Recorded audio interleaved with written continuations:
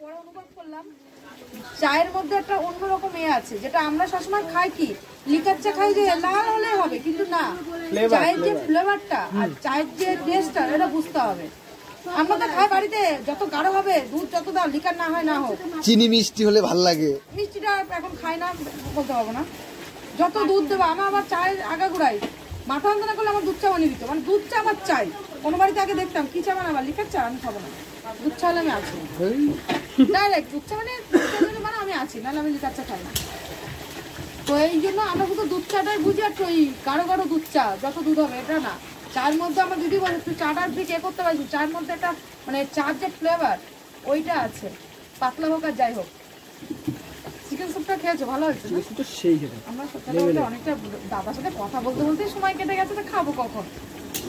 তাও অরুণদার সাথে কথা বলা যায়, দোকানে যাবো, ওখানে তোমার সাথে কথা বলার মতো কেউ নেই।